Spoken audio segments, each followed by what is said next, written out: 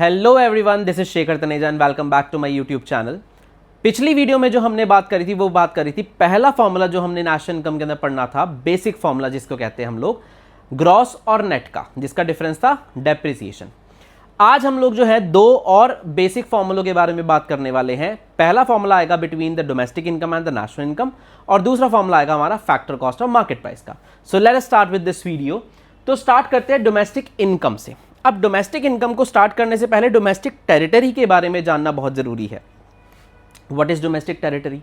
Territory का मतलब क्या होता है? किसी चीज का एरिया, और डोमेस्टिक टेरिटरी मतलब हमारे देश का एरिया। अब उसमें आता क्या क्या है? सो ये आ गया हमारा पहला point, that is boundary, air, water. Boundary जो हमारे देश का नक्शा हम लोग देखते ही आ रहे हैं, प्लस हमारे देश का आसमान और हमारे देश का पानी, भले वो विद इन द बाउंड्री हो भले वो आउटसाइड द बाउंड्री हो। तो ये जो है बेसिक तीन चीजें। अच्छा, इस बाउंड्री, एयर, वाटर के अंदर किसी भी देश का बंदा इनकम कर रहा होगा, वो हमारी डोमेस्टिक टेरिटरी के अंदर इनकम कर रहा है, तो वो हमारी क्या होगी? Domestic income. सेकेंड कॉन्सेप्ट आता है हमारा शिप्स एंड एयरक्राफ्ट्स। हमारे शिप्स, हमारे एयरक्राफ्ट्स दुनिया भर में कहीं पे भी हो, हमारे देश का शिप होगा और हमारे देश का एयरक्राफ्ट होगा, तो वो हमारी टेरिटरी माना जाएगा। उसमें किसी भी देश का बंदा काम करे, that income will come as India's domestic income. फिर आता है ऑयल रिग्स। अब जैसे हम लोग जो है समुद्री इलाकों से नेचुरल गैसेस या ऑयल वगैरह जो है निकालते हैं, तो इंडिया की अगर कोई सेटअप लगा हुआ है इंटरनेशनल वाटर्स के अंदर और वहाँ से वो ऑयल निकाल रहे हैं या नेचुरल गैसेस वगैरह निकाल रहे हैं, तो वो भी इंडिया की टेरिटरी का पार्ट माना जाएगा। सेम मिलिट्री बेसिस या कॉन्सुलेट्स, इंडियन मिलिट्री बेसिस अगर कहीं पे भी हैं तो वो इंडिया की डोमेस्टिक टेरिटरी का पार्ट है। सरहद पे लगे हुए हैं तो वो इंडिया की टेरिटरी का पार्ट है, वो दूसरी टेरिटरी का पार्ट नहीं है, और उसमें जो भी इनकम हो रही होगी वो इंडिया की डोमेस्टिक इनकम मानी जाएगी। And the last and the most important is embassy. Embassies जो है हर देश की हर देश में होती है, तो इंडियन एम्बेसीज बाकी सारी दुनिया में और बाकी सारे देशों की एम्बेसी इंडिया में है। तो ये जो एम्बेसीज होती हैं ये भी एक बड़ा इंपॉर्टेंट कॉन्सेप्ट है। इंडिया की एम्बेसी दुनिया भर में कहीं पे भी होगी। If Indian embassy is situated in USA, तो वो इंडियन एम्बेसी जो है वो इंडिया की डोमेस्टिक टेरिटरी होगी, और उसमें किसी भी देश का बंदा काम करो, भले यूएसए का बंदा ही क्यों ना काम कर रहा हो, वो इनकम इंडिया की डोमेस्टिक इनकम होगी, यूएसए की डोमेस्टिक इनकम नहीं होगी। तो जो टेरिटरी में आएगा वो हमारी डोमेस्टिक इनकम में आएगा, उसके अंदर जो भी इनकम हो रही है वो हमारी डोमेस्टिक इनकम होगी। इसके अलावा और कुछ भी हमारा टेरिटरी में नहीं आता। अगर इंडियन कंपनी यूएस में है तो वो इंडिया की टेरिटरी नहीं है, बिकॉज यहां पे हमने कंपनीज या बैंक्स के बारे में बात नहीं करी। इंडियन बैंक चाइना में है तो वो चाइना की टेरिटरी है, उसकी डोमेस्टिक इनकम कहां की होगी? चाइना की। सो ये बेसिक सा कॉन्सेप्ट आपको क्लियर होना चाहिए कि डोमेस्टिक टेरिटरी में यही आइटम्स आती है, और इसमें किसी भी देश का बंदा जो है हमारी टेरिटरी में अगर काम कर रहा है और हमारी टेरिटरी में इनकम जनरेट कर रहा है, तो वो हमारी ही डोमेस्टिक इनकम मानी जाएगी। अब हमने बात करी डोमेस्टिक इनकम और डोमेस्टिक टेरिटरी की। अब ये जो डोमेस्टिक इनकम और डोमेस्टिक टेरिटरी है ये हमारी भी है और हर देश की अपनी अपनी डोमेस्टिक टेरिटरी होती है। तो मान लेते हैं ये जो है ये इंडिया की टेरिटरी है, ये चाइना की, ये नेपाल की और ये बांग्लादेश की। ये चार अलग अलग टेरिटरीज हैं। इंडिया की टेरिटरी में फॉरेनर्स काम कर रहे होंगे और सेम इंडियंस फॉरेन टेरिटरीज में काम कर रहे होंगे। अब जो इंडियंस फॉरेन में काम कर रहे हैं वो आखिर इंडिया में पैसा लेकर आएंगे, आखिर वो पैसा इंडिया में आएगा। That will be known age factor income from abroad. मतलब हमारे देश के लोगों ने जो वहां जाके सर्विसेज दी, उससे जो फैक्टर इनकम हमारे देश में आई। ऐसे ही जो इंडिया के अंदर टेरिटरी के अंदर जो दूसरे देश के लोग काम करेंगे, चाइना वाला अपने देश पैसा ले जाएगा, नेपाल वाला अपने देश और बांग्लादेश वाला अपने देश पैसा ले जाएगा, वो हो जाएगा फैक्टर इनकम टू एब्रॉड। तो ये है हमारा दो तरह की इनकम्स, एक पैसा जो आया, एक पैसा जो गया। तो ये होता क्या है, ये इसका काम क्या है? अब जो डोमेस्टिक इनकम हमारी डोमेस्टिक टेरिटरी में हुई, उसके अंदर जो विदेश से पैसा आया वो हमारे लिए एडिशन है या सब्ट्रैक्शन? एडिशन। तो जो फैक्टर इनकम फ्रॉम एब्रॉड है वो क्या हो जाता है हमारा? ऐड। और जो विदेशी लोग अपने अपने देश पैसा लेके चले गए तो वो क्या होगा हमारे देश से? माइनस, बिकॉज वो पैसा हमारे देश से चला गया। तो मतलब हमारी जो डोमेस्टिक इनकम में हमारी देश की कमाई हुई थी, हमारी जो डोमेस्टिक इनकम थी उसमें विदेश से आने वाला पैसा आ गया और विदेश जाने वाला पैसा चला गया, तो बचा कुचा किसका रह गया, हमारा, तो वो हो जाएगी हमारी नेशनल इनकम। तो ये बड़ा इंपॉर्टेंट कॉन्सेप्ट है। तो यहां पे जो हमने अभी बात करी डोमेस्टिक इनकम के अंदर हमने क्या एडिशन किया, फैक्टर इनकम फ्रॉम अब्रॉड, जिसकी शॉर्ट फॉर्म हमारी होती है फीफा, ठीक है। और जो विदेश वापस चला गया पैसा वो हो गया हमारा minus, that is factor income to abroad, इसकी शॉर्ट फॉर्म होती है FITA. That is domestic income ने हमने एडिशन किया फैक्टर इनकम फ्रॉम अब्रॉड और सब्ट्रैक्शन कर दिया फैक्टर इनकम टू अब्रॉड, तो हमारा निकल के आ गया नेशनल इनकम। अब ये जो हमारा फैक्टर इनकम फ्रॉम अब्रॉड है और ये फैक्टर इनकम टू अब्रॉड है, इसकी एक नेट वैल्यू ले लेते हैं। अब वो नेट वैल्यू प्लस में भी हो सकती है माइनस भी हो सकती है। कैसे, मान लेते हैं हमारे देश की डोमेस्टिक इनकम 1 करोड़ की हुई, 1 करोड़ की डोमेस्टिक इनकम के अंदर जो विदेश से पैसा आया साथ ही में जो फैक्टर इनकम फ्रॉम अब्रॉड हुआ वो 50 लाख का हुआ, और जो विदेश वापस पैसा विदेशी लोग अपने अपने देश में लेके चले गए वो 20 लाख का हो गया। तो नेट हमारे पास कितना पैसा रह गया, 1 crore plus 50 lakh 1.5 crore minus 20 lakh that is 1.3 crore. तो ये हमारी क्या हो जाएगी, नेशनल इनकम। अब यहां तो ये जो कॉन्सेप्ट आया हमारा that is factor income from abroad minus factor income to abroad, इसकी एक नेट वैल्यू क्या रही, जो आने वाला पैसा था वो 50 लाख था, जो जाने वाला पैसा था वो 20 लाख था, तो नेट कितना पैसा आया 30 लाख। अब ये पैसा माइनस में भी हो सकता है अगर ये सिचुएशन वाइसी वर्सा हो जाए तो। कैसे, 20 लाख आया और 50 लाख गया, तो 20 लाख आया और 50 लाख चला गया, तो नेट कितना आया माइनस का 30 लाख। तो 30 लाख हमारा 1 करोड़ में से माइनस हो जाएगा जो नेट हमारे देश से गया है, तो नेट कितना बचा 70 lakh, that will be our national income. और ये जो नेट वैल्यू जो है इसका एक टर्म होता है, हम लोग इसको कहते हैं, ध्यान से सुनना, जो फीफा और फीटा की जो नेट वैल्यू होती है that is factor income from abroad minus factor income to abroad, that is known as net factor income from abroad, ठीक है।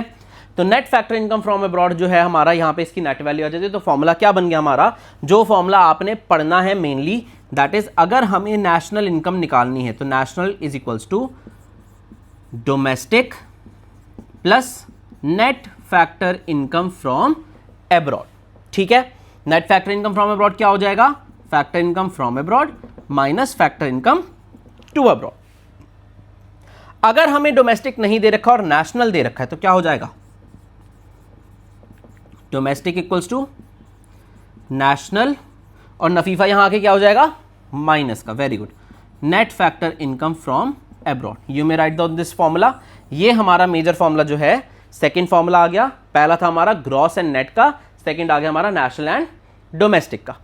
अब जो अगला कॉन्सेप्ट हम लोग स्टार्ट करने वाले हैं वो है हमारा फैक्टर कॉस्ट और मार्केट प्राइस का।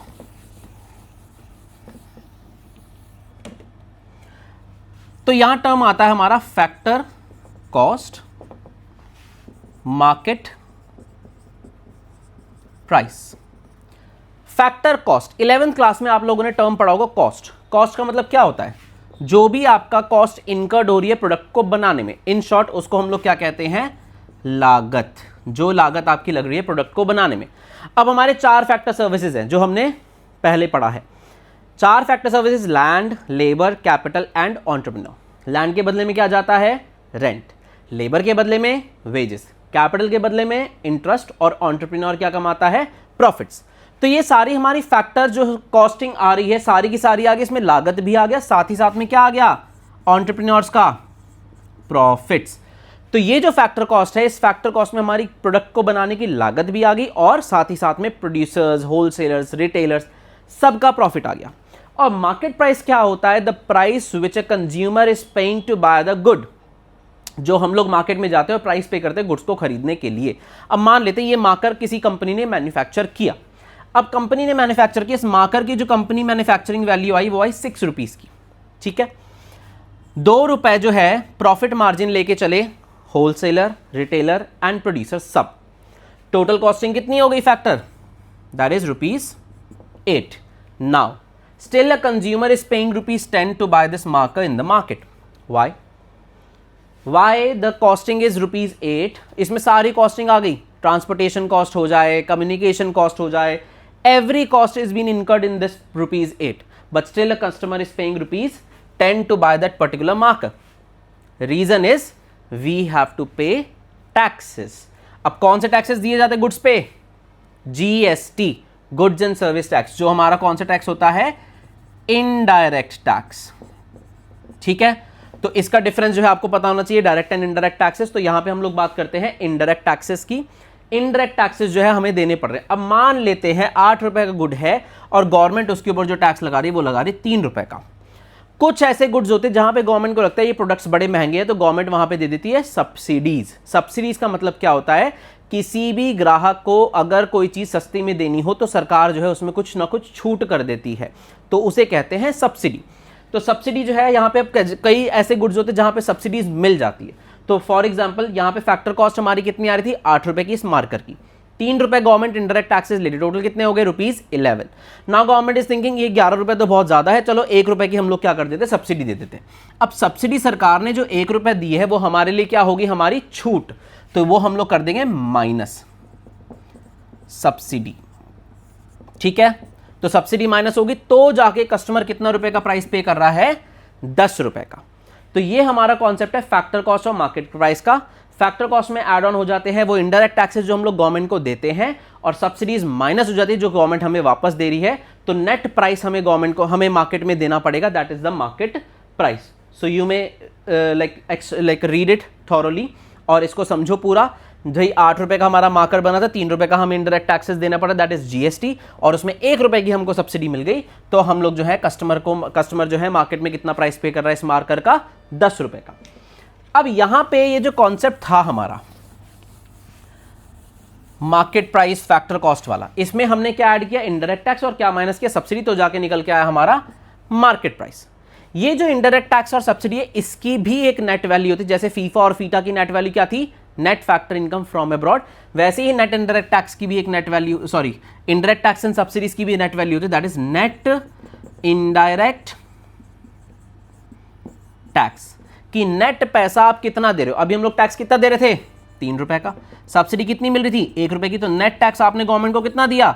2 रुपए का। और लागत कितनी आई थी? 8 रुपए की। तो जाके हमारा 8 में 2 ऐड हुआ तो आ गया 10 रुपए। तो यही है नेट वैल्यू, आप नेट गवर्नमेंट को कितना पैसा दे रहे हो in the form of indirect taxes. तो ये हो गया हमारा formula.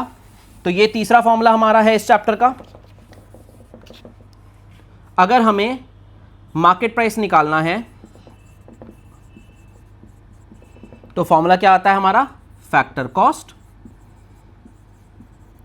Plus net indirect taxes.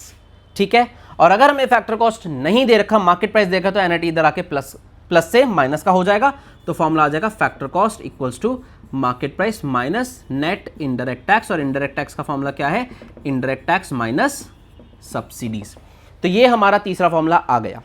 अब ये 3 फॉर्मूलेज हमारे यहां पे जनरेट हुए, जिसको हम लोग एक फ्लो चार्ट के थ्रू समरी में पढ़ लेते हैं। तो पहला फॉर्मूला हमारा था बिटवीन ग्रॉस एंड नेट। तो ग्रॉस से नेट अगर हमें निकालना है तो क्या करेंगे?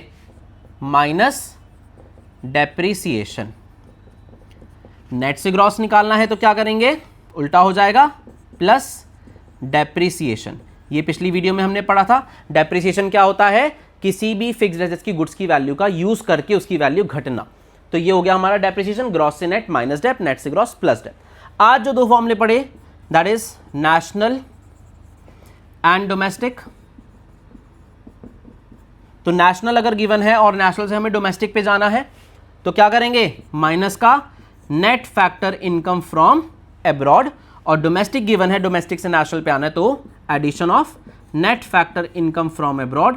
और net factor income from abroad का फॉर्मूला क्या है?